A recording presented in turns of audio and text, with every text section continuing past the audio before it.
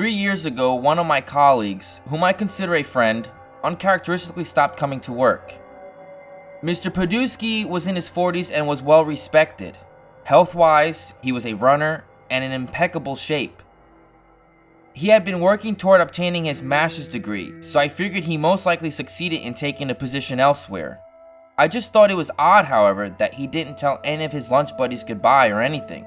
Some of us had known him for 10 years or more. His empty chair at the lunch table often evoked questions of his disappearance. Nobody seemed to know anything. They knew what I knew. He never came back to work. I googled his name and found nothing. No social media presence, no criminal record, no newspaper articles, no obituary, nothing. I literally ran into Mr. Pedewski yesterday as I was entering and he was exiting a gas station. As we shook hands, he appeared pleased to see me, but his eyes were dull and teary. Quite frankly, his physical transformation altogether was beyond shocking. He was thin 3 years ago, but has since lost a considerable amount of weight, which aided in accentuating the wrinkled skin that sagged like melted wax from his face and bones. His once groomed and lively brown hair had turned light gray, long and wet. "Hey man, what happened to you?" I inquired with a warm, cheerful smile. Now, Mr. Pedewski was a great listener, a sensible man who often gave profound advice on matters. But he was never known to be an elaborate storyteller. However, what he confessed to me outside of this gas station yesterday had every hair on my body flaring. I haven't been able to think about anything else, and usually nothing really affects me. He said to me, "This is going to sound strange, but it's the horrible truth." I just smiled and shrugged, not really knowing what else to do.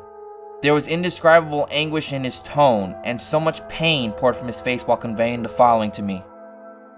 On the morning of December 4th, 2012, I was taking a shower before work, just like I do every morning. Well, I heard someone pounding on the bathroom door. I mean, really pounding. I could tell it was my oldest son as he began shouting, "Dad, Dad, let me in." I yelled back to him, "Come in, the door shouldn't be locked." I finished as fast as I could while rinsing the last bit of shampoo from my hair. I could still hear my son's voice being echoed repeatedly throughout the bathroom. "Dad, Dad, let me in. Dad, Dad, let me in." I dried off and got partially dressed. I went straight for his bedroom, and there he was, my 16-year-old son, nestled gently underneath his cocoon of covers with his eyes closed. I laughed a little as I said, "You know the door wasn't locked. You could have just come right in." He didn't move. I cleared my throat and made my voice more authoritative. "Wake up, son. It's time to get ready for school." He didn't budge. He remained completely still. I got closer and shook his shoulder. He wasn't breathing at all, and his body was like ice. I sat and stared at my son for several minutes before calling for my wife. He died, unexpectedly, and honestly, I've had a really difficult time dealing with it ever since. Mr. Pedewski paused. He used the bottom of his shirt to sop up the streams on his cheeks. I know my own son's voice, and I heard it loud and clear. I heard it not even 2 minutes before entering his bedroom.